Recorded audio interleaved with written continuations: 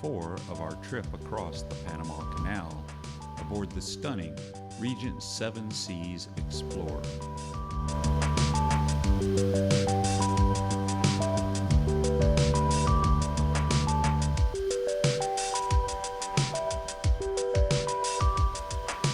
In this segment, we're going to explore some sea days as well as 3 stops in Mexico before returning to San Diego, California.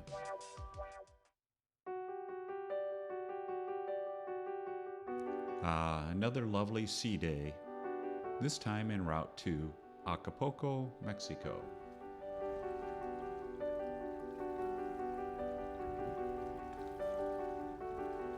After another lazy day by the pool, I decided to get ambitious and do some laps.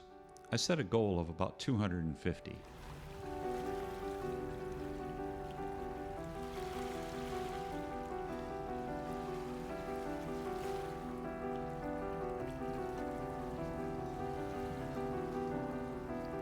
After reaching my goal of 10 laps, we decided it was time to dress and get ready for, of course, dinner.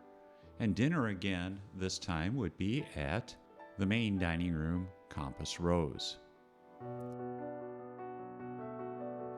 After appetizers, our entrees tonight would be 2 escargots for her and a nice piece of pork for me. Showtime at the Constellation Theater tonight featured the talents of Marty Thomas. The next morning and sunup found us docked at Acapulco.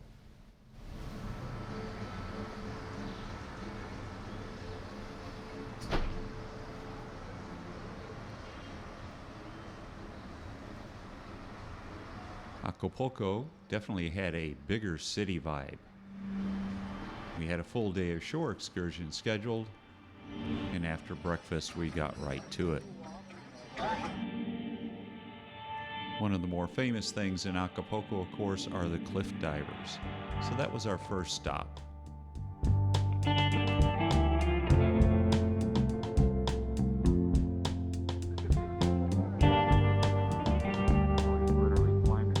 Although I didn't realize it, the divers themselves had to climb the cliffs to get to their diving positions.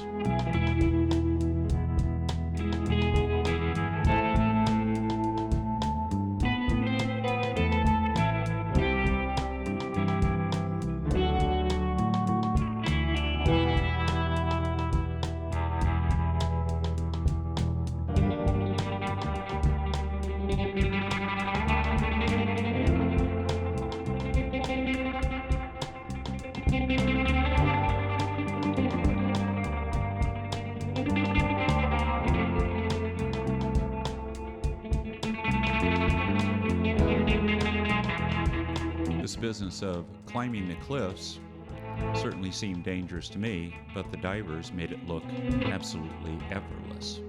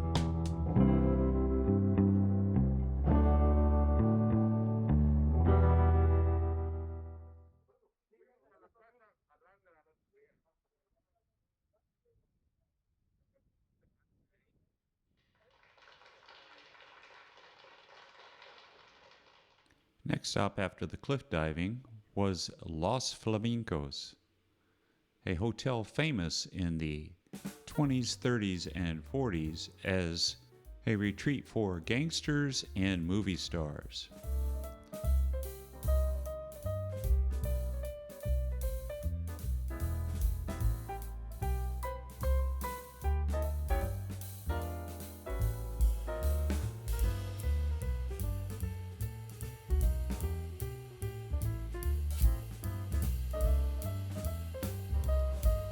Next, we took a trip to a shopping area where the most interesting feature was all of the police armed with submachine guns and AR-15s. Oddly enough, it didn't make us feel all that much safer, but instead made us a little more wary of our surroundings.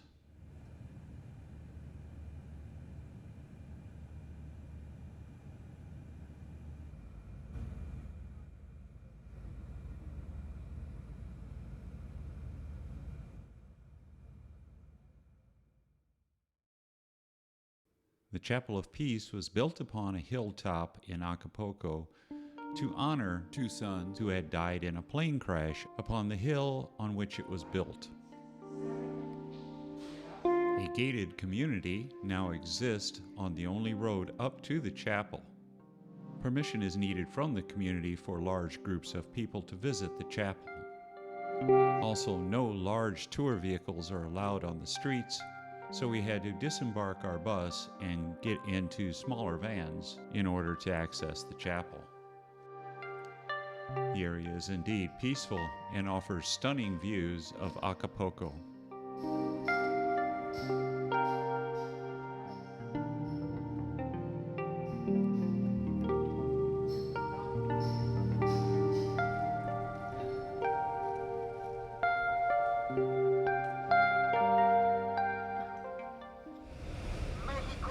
Coming down the mountain and re-entering Acapulco, we took a drive through the city center on our way back to the ship.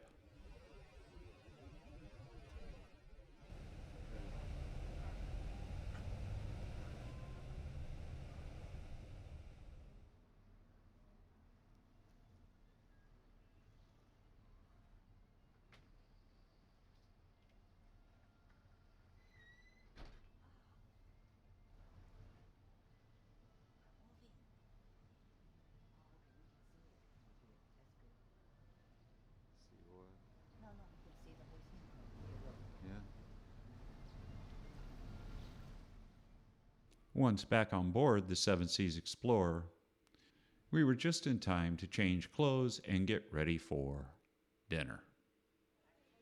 Before dinner, we decided to stop in the observation lounge, listen to a little piano, and have a before-dinner drink.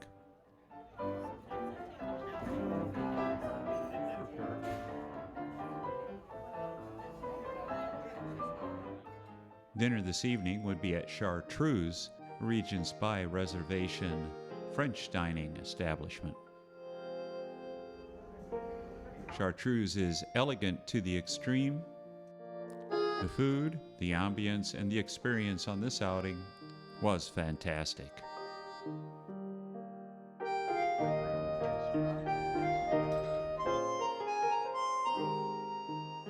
I started with a steak tartare covered with caviar. She started with a soup. For an entree, I had perfectly cooked lamb with corn fritters and a side of Lyonnaise potatoes, while her entree was a Dover sole, an apple tart, and creme brulee, for me, completed the meal.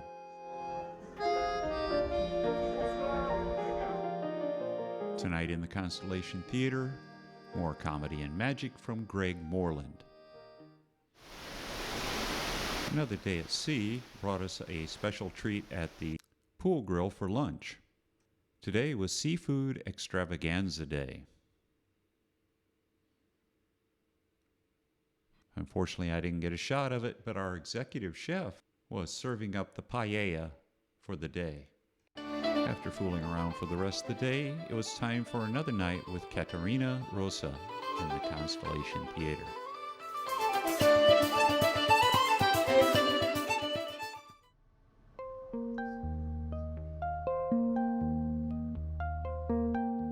The next morning brought us to Cabo San Lucas, Mexico.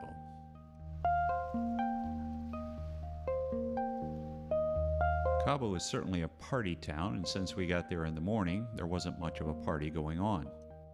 But at night, Cabo comes alive in a rock and roll sort of way, centered around the Cabo Wabo Club, still owned by rocker Sammy Hagar and partner Marco Monroy.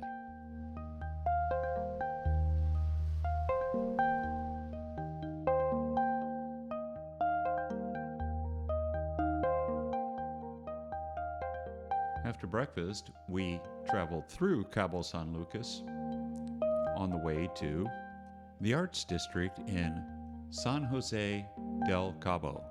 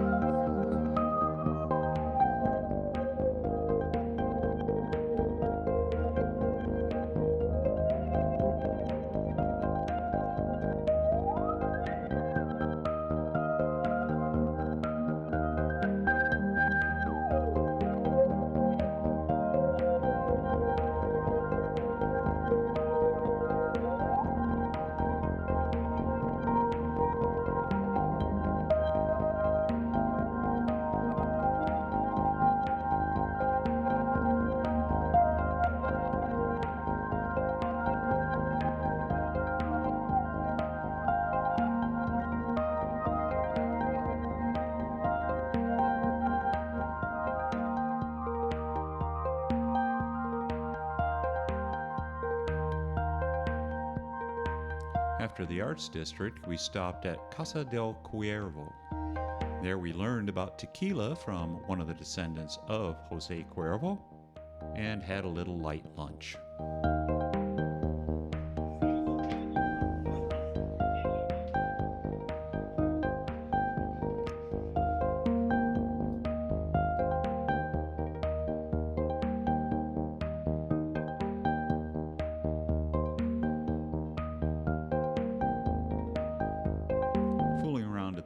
And admiring the view one more time, it was of course time for dinner.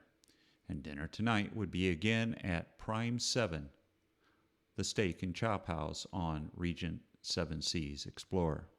After a shared appetizer of tuna tartare, I had a perfectly cooked bone-in ribeye, thrice cooked potatoes, while she had Atlantic char on a puree of parsnips.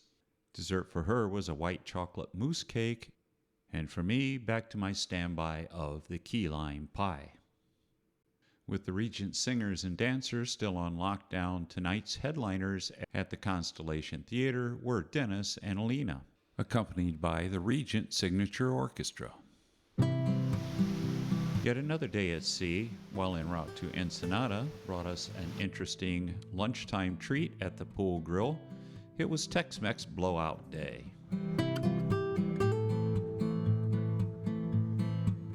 For me, this was more interesting and enjoyable than the seafood extravaganza, but not so much for her.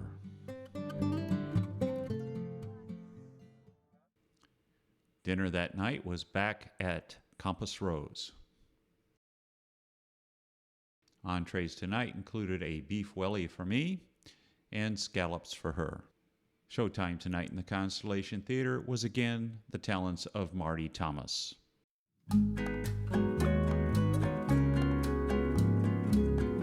The next morning brought us to Ensenada, Mexico.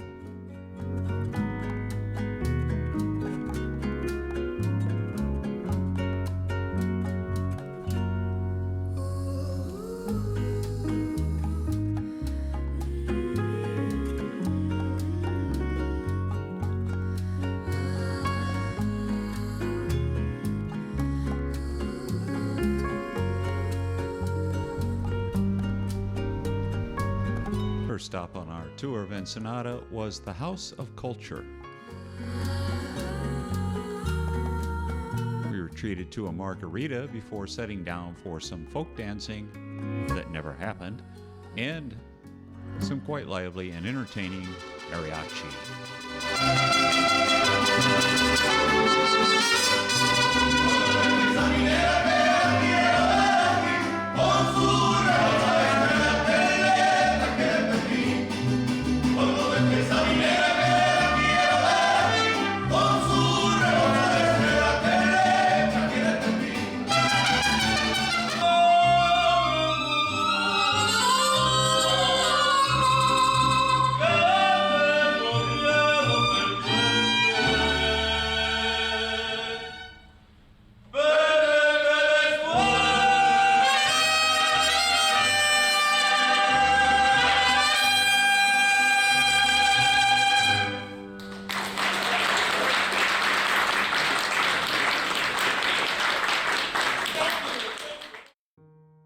Next stop, La Bufadora, or in English, the Blowhole.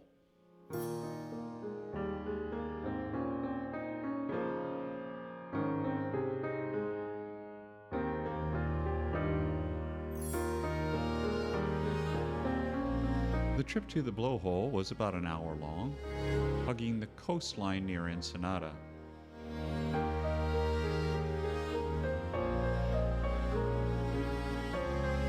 Once we got to the side of the Blowhole, we were required to run the gauntlet of hundreds of different vendors set up there. Barely squeaking past the gauntlet, we were treated to some stunning views and La Bufadora.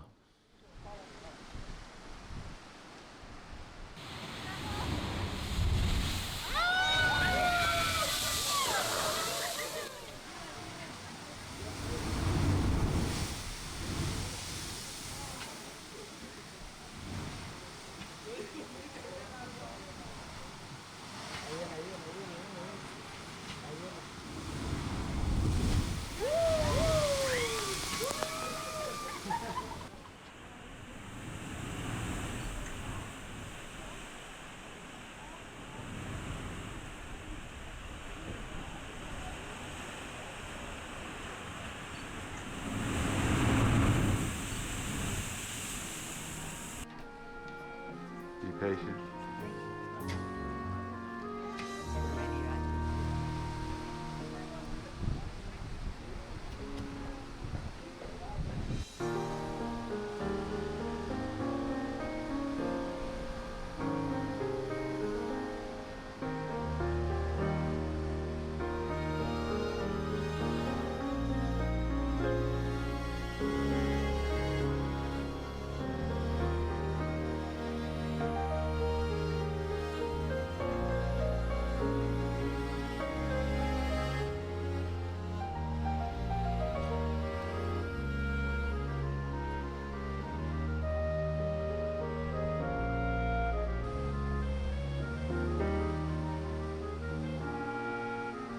And as all good things must end, we now once more faced the gauntlet, returning to our bus.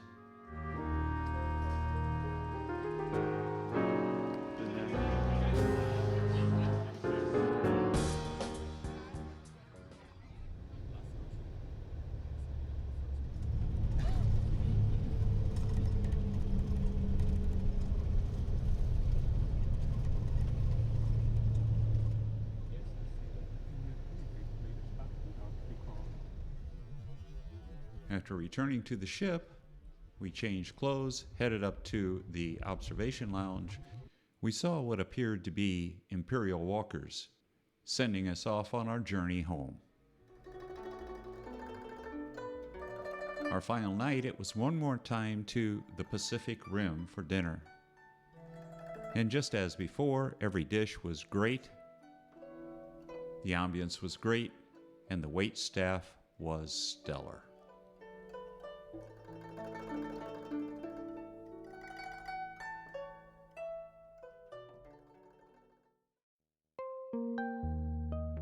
The next morning, and we were ready for disembarkation. We had no luggage to speak of other than the $12 suitcase that I bought on board in the boutique. Yes, I said $12. But we did have breakfast and a nice view of San Diego before we took off.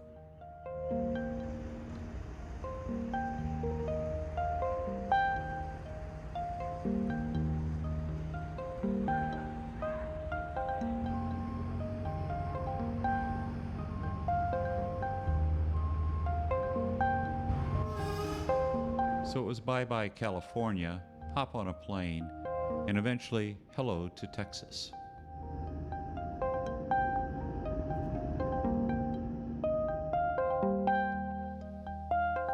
Thank you for watching part 3 of our 4-part trip across the Panama Canal aboard the Regent Seven Seas Explorer.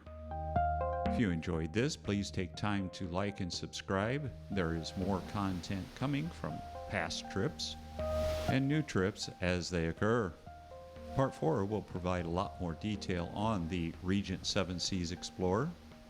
So if you have time, please give the rest of the videos a watch.